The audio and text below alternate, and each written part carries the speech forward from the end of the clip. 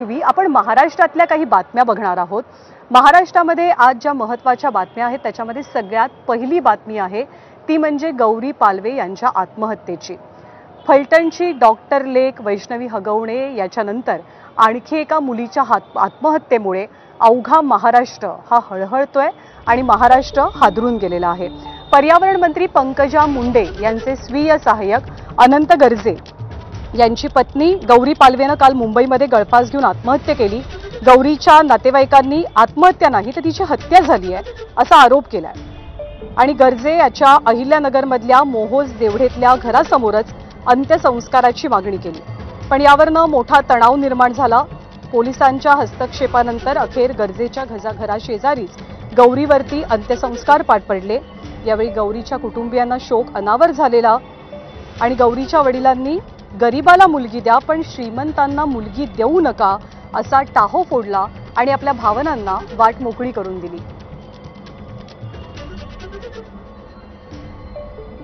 काही करू नका, फिरून तुम्हाला मुली आणली तर न्याय द्या आणि तुमच्या मुली गरीबाला द्या, श्रीमंताच्या नादी लागू नका, पपकेवर जाऊ नका। आता मी बोलू का? पण या सगळ्या प्रकरणामध्ये एक अतिशय महत्त्वाचा प्रश्न उपस्थित झालाय आणि हा प्रश्न म्हणजे गौरीवरती आत्महत्येची वेळ नेमकी का आली। तर अनंत गर्जेचे काही विवाहबाह्य संबंध असल्याचा आरोप गौरीच्या कुटुंबियांनी केलेला आहे। गौरीचे त्याचे सातत्यानं वाद होत असल्याचा आरोप सुद्धा गौरीच्या कुटुंबियांचा आहे आणि याच त्रासाला कंटाळून गौरीनं आत्महत्येसारखं टोकाचं पाऊल उचलल्याचं गौरीच्या कुटुंबियांचं म्हणणं आहे। या प्रकरणी वरळी पोलिसांनी अनंत गर्जेसह नणंद शीतल गर्जे आंधळे दीर अजय गर्जेच्या विरोधात गुन्हा दाखल केलाय। आत्महत्येला प्रवृत्त करणं, सासरकडनं क्रूरतेची वागणूक देणं आणि धमकावल्याच्या आरोपाखाली गुन्हे दाखल करण्यात आले। रविवारी रात्री 1 वाजता अनंत गर्जेनं वरळी पोलिसांसमोर आत्मसमर्पण केल्यावर पोलिसांनी अनंत गर्जेला 27 तारखेपर्यंत पोलीस कोठडी सुनावली आहे।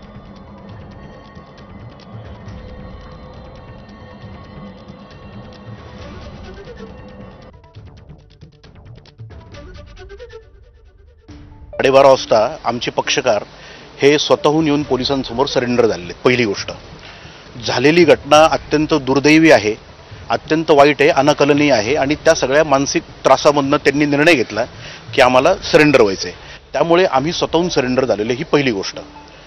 आज पहाटे त्यांनी अरेस्ट करण्याची सगळ्या फॉर्मॅलिटी पूर्ण केल्या आणि आज पहिली आमची पीसी घेतली।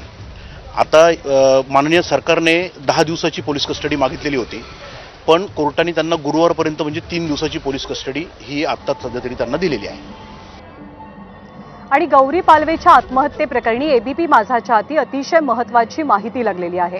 गौरीनं आत्महत्या करण्याच्या काही वेळ आधीच अनंत गर्जेचं आणि गौरीचं जोरदार भांडण झालेलं होतं आणि या भांडणानंतर अनंत गर्जे एका कार्यक्रमासाठी बाहेर पडला होता आणि कोस्टल रोडवरती असताना अनंत गर्जेनं गौरीला सातत्यानं फोन करण्याचा प्रयत्न केला, पण गौरीनं हा फोन उचलला नाही। या संशयातनं अनंतनं गाडी पुन्हा एकदा घराकडे वळवली आणि घराबाहेरून आवाज देऊन सुद्धा गौरी दार उघडत नव्हती।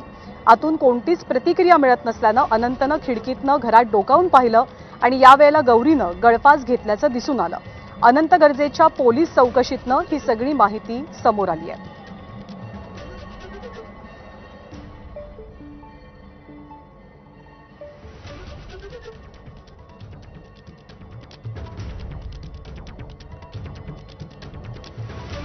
दरम्यान गौरी पालवे आत्महत्या प्रकरणामध्ये आता सामाजिक कार्यकर्त्या अंजली दमानिया या कमालीच्या आक्रमक झालेल्या आहेत आणि